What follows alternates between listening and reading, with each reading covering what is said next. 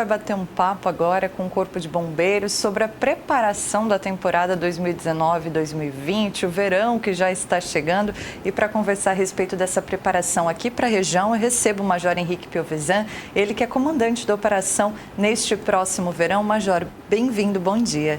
Bom dia, Carol, bom dia a todos. Major, chegou mais uma vez, né, o final do ano, essa preparação toda, que vocês acabam se organizando o ano inteiro para poder colocar em prática nessa época, né? Exatamente. Essa é a Operação Veraneio, é a maior operação do Corpo de Bombeiros Militar, né? Então, não aqui no sul, mas no Florianópolis, no norte, ela dura o ano inteiro, né? Só que aqui a gente não tem o serviço de guarda-vidas na praia diretamente, só que durante o inverno a gente prepara toda a próxima operação. Então, também aqui o Corpo de Bombeiros ele atua praticamente o ano inteiro pensando na Operação Veraneio. Tem muita diferença, Major, de uma cidade como Florianópolis, por exemplo, que tem praia o ano inteiro, e da nossa região aqui, além dessa questão de empregar efetivo, de uma preocupação o ano inteiro, mas vocês percebem assim, o banhista que chega ali em dezembro no Rincão é diferente daquele que mora em Florianópolis e vai para a praia o ano inteiro? A diferença que eu percebo assim é que lá a água é um pouco mais quente, tem um número de turistas muito maiores lá, né? Então é necessário ter o serviço o ano inteiro. Na verdade, nem em todas as praias, né? Em algumas principais. Aqui no sul, as nossas águas são mais geladas, né? Então o pessoal normalmente vai para a praia ali por dezembro, janeiro e fevereiro. Então é diferente. E aqui o que eu noto assim nas nossas praias aqui da região fazendo ronda é que a gente tem turistas dos mais diversos possíveis, né? E tem aquele que só fica na areia e tem aquele que vai tomar banho, até às vezes é comum as pessoas irem de calça jeans e camiseta. Então aquelas pessoas que são mais do interior e quando vem o mar elas vão para a água mesmo, né? Pois é, e esse tipo de turista também é alguém que exige bastante cuidado de vocês, né? Porque ele não está preparado, às vezes é o primeiro mergulho de mar da vida dele, não sabe como que funciona, o mar é meio perigoso, né, Major? Exatamente, esse aí a gente fica com mais de olho nele, né? Mas justamente por esse fato, às vezes é a primeira vez que a pessoa tá tendo contato com o ambiente marinho, né? Então não sabe dos riscos, né? Então a gente tem um contato maior com essas pessoas também. Aquelas histórias de mãe, de vó, de água no umbigo, cuidado que aí já está fundo, e vai comer e tem que esperar um pouquinho para ir para o mar depois. Isso tudo é muito mito ou vocês trabalham muito com essas informações também, Major? Isso a gente trabalha também. A gente tem o projeto Golfinho, que a gente trabalha com as crianças ali de 7 a 12 anos de idade. E aí trabalha condições do mar, questão de cidadania, meio ambiente, né, os riscos do ambiente aquático. E aí um dos lemas nossos ali é que a gente passa para as crianças também e serve para o adulto, é que a água no umbigo é sinal de perigo realmente. Porque se você está no mar, a água na linha do umbigo, se você estiver num repuxo, muito provavelmente quando vier uma onda, essa onda vai te encobrir e aí você não vai conseguir retornar por seus próprios meios. Então, se você está com a água até a linha do umbigo, ainda você tem força para conseguir sair, né? Então, a gente bate muito e já explica para as crianças essa questão, né? De água no umbigo realmente é sinal de perigo. E com relação ao se alimentar e ir ao banho de mar, também a gente orienta para que as pessoas esperem ali 1h30, 2 horas para depois fazer isso, né? Para evitar alguma congestão ou algo do gênero que a pessoa vai estar num momento de lazer e acaba tendo uma fatalidade em função de um descuido. Pois é, isso também vale, eu imagino, para a questão da bebida alcoólica, né, Major? Esse é um ponto bem importante, assim, que eu sempre friso essa questão, né? Eu faço semelhança com o trânsito, né? Se você não pode beber e dirigir, também eu oriento para que as pessoas não bebam, não façam uso da bebida alcoólica e entrem no mar ou no rio, porque o sentido fica totalmente alterado. O afogamento que a gente já teve aqui na região, na Lagoa dos Freitas, em outubro, foi, pelo que os familiares nos passaram, foi de uma pessoa que realmente sabia nadar, era um bom nadador, só que estava fazendo uso de bebida alcoólica e depois disso ele foi tentar atravessar a lagoa. E aí, antes da metade da lagoa, ele teve o afogamento e veio a óbito. Então, porque os sentidos realmente ficam todos alterados, né? Então, a gente orienta, se beber, não entre no mar, ou se for entrar, fique com água até bem abaixo da linha do umbigo, né? Para que não tenha uma consequência mais trágica. Pois é, isso vale também para os familiares, né, Major? Porque às vezes a criança vai ficar ali incomodando o pai e a mãe que quer entrar na água, mas eu lembro quando eu era criança que a mãe dizia, a gente contava no relógio quanto tempo tinha que obedecer. E quando algum familiar está mais alterado, já fez uso da bebida alcoólica, também tem que ter aquele chato da família, aquele amigo chato, né, no bom sentido, dizer, não, fulano, fica aqui, segura aqui, vamos cuidar, porque a pessoa às vezes com a bebida se sente mais corajosa, a criança às vezes não tem a noção, né, exata de que não, isso realmente pode me causar um transtorno. Então, os outros no entorno têm que ajudar a cuidar também, né? Isso, todos têm que ser parceiros, né? São amigos, têm que ser parceiros e tem que ter o amigo chato realmente, né? Eu lembro também, né, quando eu era criança, minha mãe também falava isso e eu ficava esperando ali, né, contando o tempo ali para poder tomar o banho de mar, né? Então, mas essa questão da bebida alcoólica é super importante. Assim, normalmente, assim, nos verões, os óbitos que a gente tem normalmente ocorrem num domingo à tarde.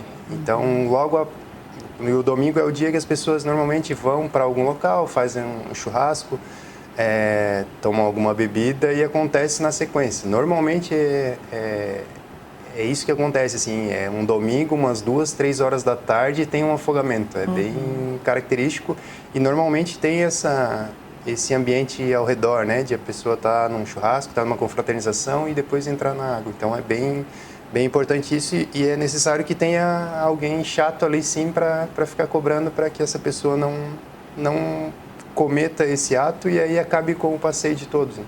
Pois é, Major, você falou da questão da bebida alcoólica, do cuidado, né, com a água no umbigo, a da questão da alimentação também. Tem muitas diferenças, assim, de pessoas que vão entrar no mar, realmente na praia, e pessoas que, vou tomar um banho de rio, vou tomar um banho numa lagoa, que a gente tem muito as 3 situações aqui no sul, né? Sim, você disse com relação a perigos, assim, de afogamento, se tem cuidados diferentes que a gente precisa tomar. Sim, no mar, um dos grandes problemas é a corrente de retorno, né, o repuxo, nas nossas praias aqui, né, além de locais que já temos os riscos permanentes, por exemplo, citando como exemplo, né, na plataforma do Rincão, na lateral dela sempre existe uma corrente de retorno. Todo ano, todo dia existe uma corrente de retorno ali, pelas características do local, né? Então a água retorna com mais velocidade pelas laterais da plataforma, não só do Rincão, mas das plataformas que nós temos. Nós temos a barra aqui do Rio Araranguá e a barra lá do Rio Mampituba, na divisa com o Rio Grande do Sul, que é um risco permanente também. Dependendo da maré, ela tá todo dia ali, existe um risco permanente. Então, o que a gente sempre orienta é não tomar banho próximo ao local que tenha a corrente de retorno, né? Que tenha as bandeiras sinalizando aquele local. Com relação ao rio e lagoa ou cachoeira, a gente sempre orienta, primeiro, que se você não sabe nadar, não tente se arriscar nesses locais. A lagoa ainda é um pouco mais tranquila, né, menos perigosa, porque eu não tenho a correnteza, é uma água mais parada, né, mas dependendo da profundidade, ela se torna um risco também.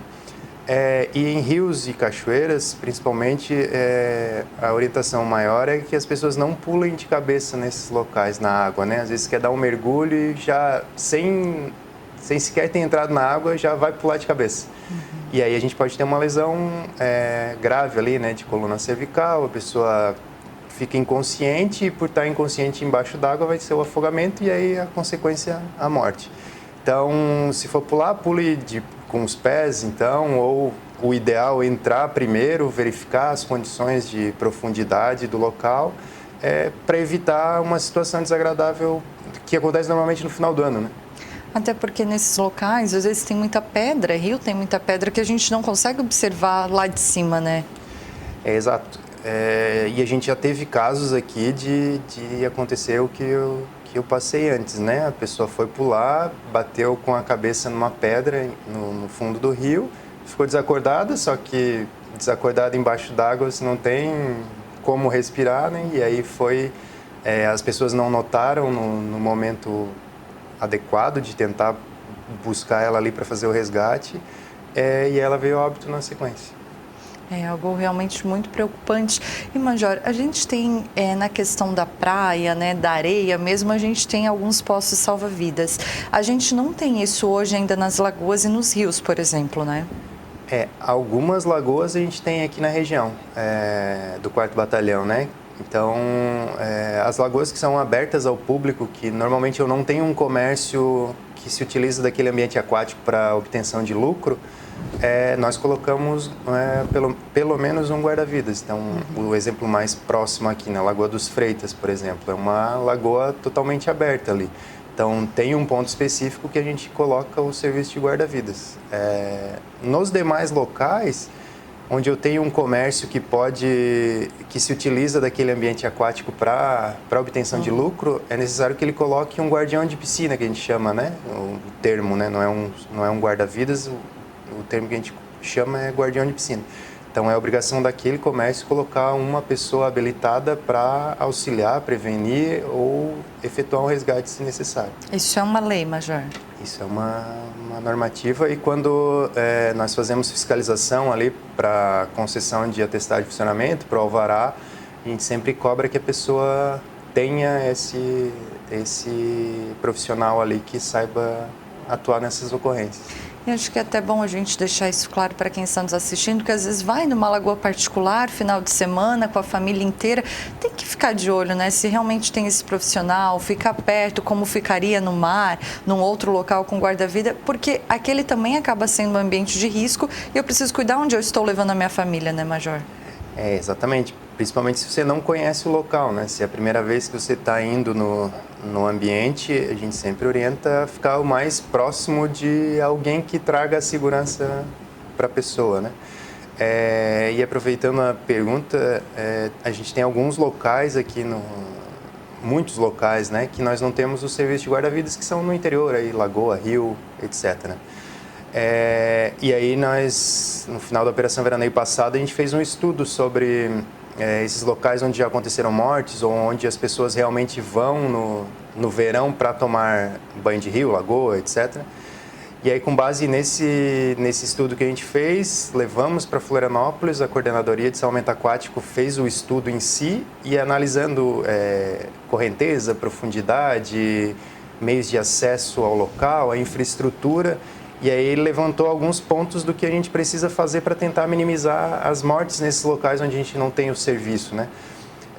E aí alguns locais, agora no mês de dezembro, até meados de dezembro, a gente vai instalar as orientações, né? E alguns locais desses a gente foi visto que deve ser colocada uma placa orientando para as pessoas não pularem de cabeça, não beber e entrar na água, que é um local de risco, que não tem o serviço de guarda-vidas, e se acontecer alguma coisa, tentar arremessar algum objeto flutuante para que a pessoa permaneça sem se afogar, né?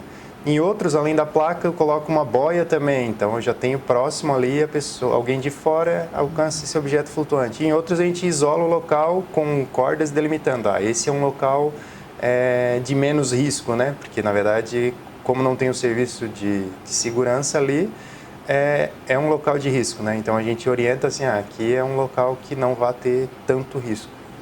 Quando a gente fala de um local que tem, né, um guarda-vidas, que tem a equipe lá trabalhando, é sempre a orientação melhor é de ficar bem próximo, né, de onde está aquela estrutura de guarda-vida, cuidar com as bandeiras. Que orientação a gente pode dar para quem, por exemplo, vai agora no mar, no rincão, no arroio, em algum local assim, que é guarnecido?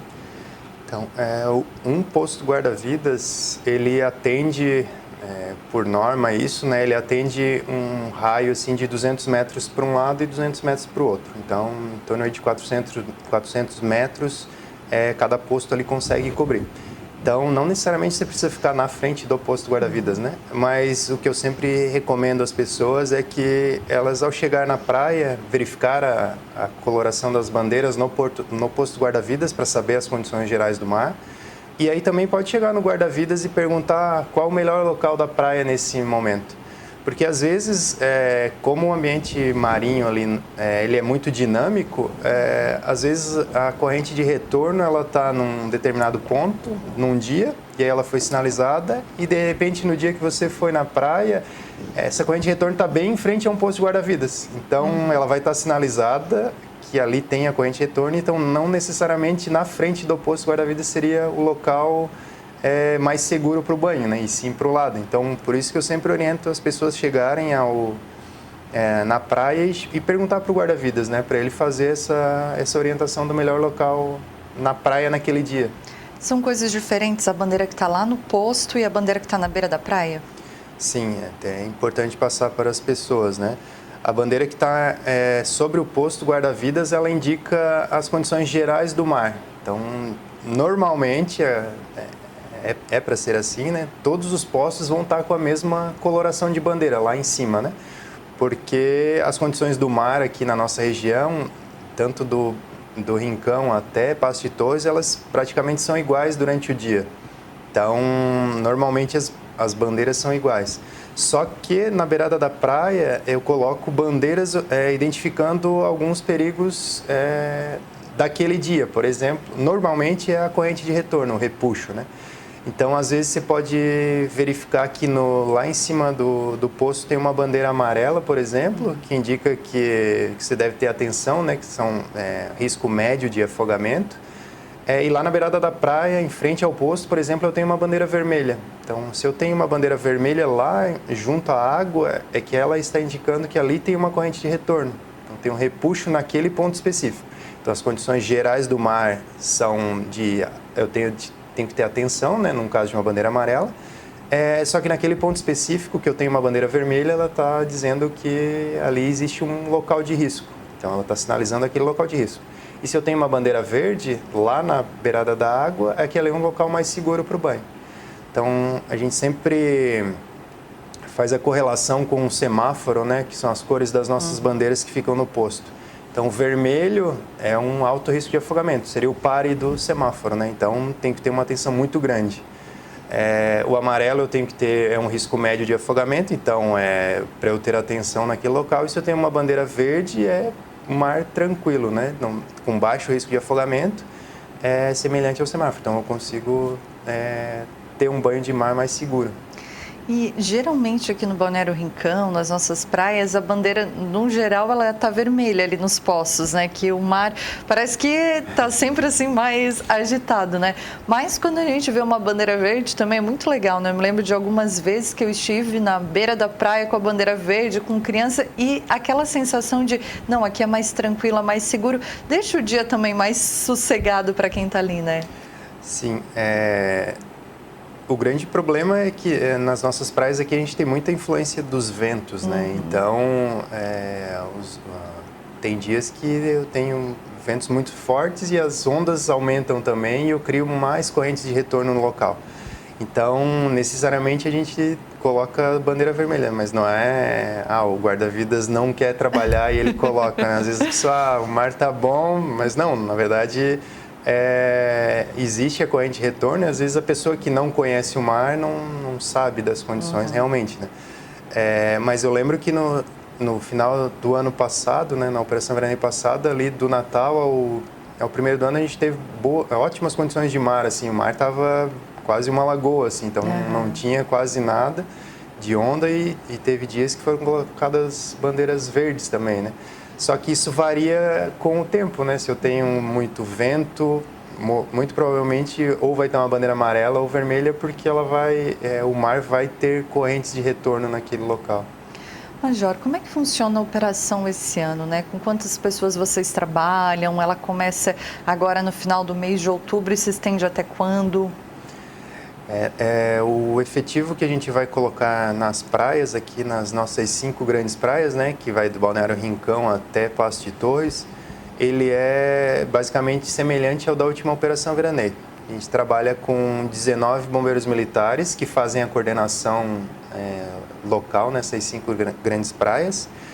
E eu tenho em torno de 230, 240 guarda-vidas civis, que são pessoas da comunidade que fazem o treinamento ou já trabalharam, né, e fazem uma recertificação e nos auxiliam na segurança das pessoas. Então, é um efetivo semelhante ao da Operação Veraneio passada, então que garante uma segurança muito boa aos banhistas daqui da nossa área. A Operação Veraneio, ela inicia no dia 30 de novembro aqui na nossa área e ela vai até o final de semana após o Carnaval. Então, ali no início de março, a gente encerra as atividades. É claro que se chegar lá em março, a gente vê que as condições ainda de tempo estão muito boas, de repente, no pós o Carnaval, a gente coloca alguns pontos específicos de algumas praias para trazer um pouquinho mais de segurança para aquele turista que vai na pós-temporada, né? Isso pode ser combinado e resolvido aqui no próprio batalhão, assim? Do tempo que vocês ficam às vezes a mais, Major? Sim, normalmente pelas características de cada batalhão a gente tem uma certa autonomia para definir o início da operação e até o término, né? Mas é claro que a gente tem uma ordem de operações lá de Florianópolis que define o período de pré-temporada, alta temporada e pós-temporada. Só que cada batalhão ele consegue ter uma autonomia, dependendo das suas características, eu posso estender um pouquinho mais, eu posso reduzir, então a gente tem essa autonomia sim. Major, quando a gente fala da operação, tem o bombeiro militar e tem o guarda-vida que ele é civil e ele é formado para aquele momento. Como é que acontece essa formação? E vocês sempre têm um bombeiro militar, às vezes um profissional mais experiente acompanhando aquela pessoa? Sim, nós temos dois tipos de guarda-vidas, né? Antes de iniciar a Operação Veraneio em si, né? É o guarda-vidas que já trabalhou na Operação Veraneio passada. Então, ele já foi formado, ele já trabalhou, ele já conhece o serviço. Aí, no final do mês passado, ali de outubro, nós fizemos um curso de recertificação, que a gente chama. Então, ele faz as provas de natação, de corrida e tudo mais, teste físico, e a gente dá uma atualizada na parte de primeiros socorros também. Então, normalmente é um final de semana inteiro, né? Sábado e domingo, de manhã à tarde e noite. E aí essa pessoa está apta a trabalhar na Operação Veraneio na seguinte, né? Nessa próxima. Só que eu tenho aquelas pessoas que nunca trabalharam na Operação Veraneio. Ou não trabalharam na Operação Veraneio passada. Trabalhou, de repente, há 5, 10 anos atrás e quer trabalhar novamente.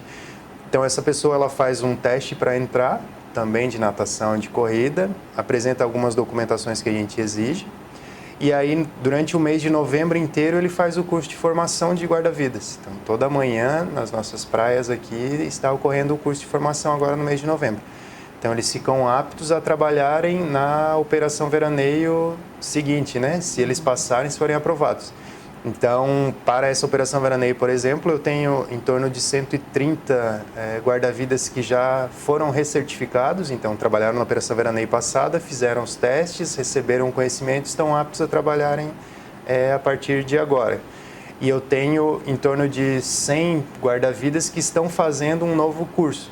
Então, nem todos serão aprovados, né? Mas ao final do curso, os que forem aprovados também estarão na mesma linha de ação dos outros, estão aptos a trabalhar na Operação Veraneio para nos auxiliar. Esses cursos eles são formados são ofertados pelos bombeiros militares, então os nossos guarda-vidas militares que dão o curso e que são os responsáveis pela coordenação da praia durante o verão também. E aí é bastante trabalho com toda essa gente, né, Major? É bastante trabalho, por isso que eu digo que a gente tem que se preparar o ano inteiro, né? Então a gente já vai qualificando o nosso pessoal também, né?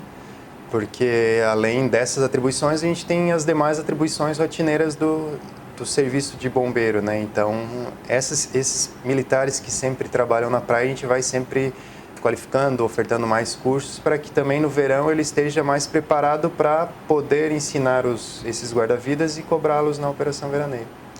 Major Henrique Piovesan, subcomandante do 4º Batalhão, comandante da Operação Verão 2019-2020 agora. É Veraneio que chama, né? Isso, a gente chama Operação Veraneia. Então, muito obrigada. Bom trabalho para todos vocês e é sempre muito bom recebê-los aqui, conversar com vocês do Corpo de Bombeiros sobre cuidados e orientações que são tão importantes para todos nós. Obrigado, Carol. A gente fica sempre à disposição, né? A gente espera que tenhamos mais um verão com 0 mortes em área guarnecida. A gente está indo para o 6º verão e a gente sempre pede o apoio da população em geral, né, que tenha atenção, né, com crianças, com todos, para que a gente tenha um ambiente seguro aí no verão. Tá certo, então muito obrigada. Esse foi nosso bate-papo aqui sobre a Operação Veraneio 2019-2020, que começa no final desse mês aqui nas praias da região sul e também no estado de Santa Catarina. Você assistiu aqui no Tudo a Ver.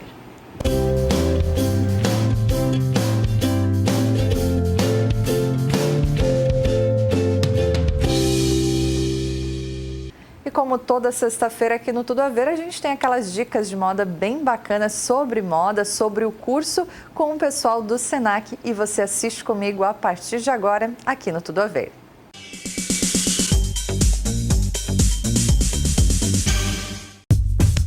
Apoio Senac. Faça moda na Faculdade Senac e voe mais alto. Meu nome é Marielle. E eu sou Isabel. Nós vamos apresentar a nossa década de 40. A gente está na segunda fase do curso de moda aqui do Senac. Foi um período que houve escassez de produtos, porque tudo estava sendo utilizado na guerra. Então era um guarda-roupa mais resumido, roupas que dessem para ser usadas mais de uma vez, com várias combinações. E versáteis, né? Na época tinha muitos ombros arredondados, mangas largas, corpetes, silhueta estreita e cintura marcada, saias retas com pregas invertidas e inspiração em ideias romantizadas de trajes camponeses e medievais. As mulheres valorizavam muito as meias de nylon, mas o nylon estava sendo usado para fins de guerra também na fabricação de paraquedas. Então, elas inventaram o leg painting, que é uma risca atrás da perna para imitar as meias de nylon. Os chapéus não foram deixados de lado, já tinham na década anterior, mas passaram a ser menores. Mas como o tecido estava caro, as mulheres também usavam redes, lenços ou turbantes. A calça passou a ser utilizada também, mas não como uma forma de revolução, e sim por ser uma peça prática. Elas já usavam nas indústrias que elas trabalhavam, então como era prático, eles só dobravam a beiradinha da calça e saíam pro rolê.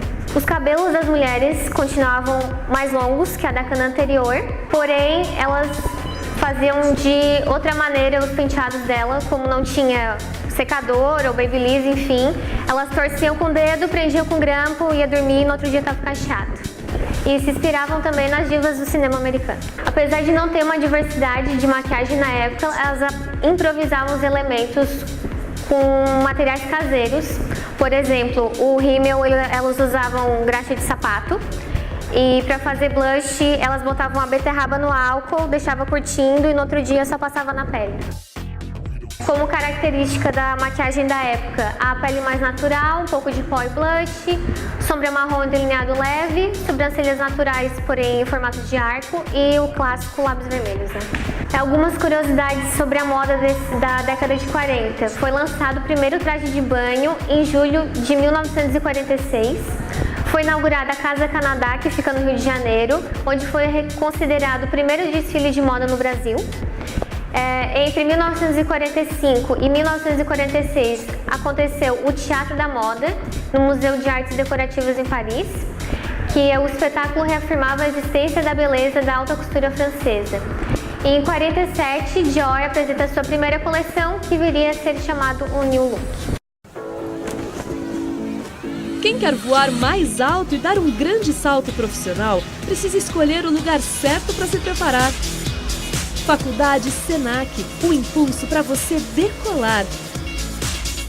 Chegou a hora de mudar de vida, de reduzir a distância entre você e o sucesso. Não perca tempo, inscreva-se. Faculdade Senac. E assim a gente vai encerrando mais uma edição do Tudo a Ver. Obrigada a você pela audiência e pela companhia. E siga acompanhando a nossa programação aqui na RTV. Um abraço para você e até mais.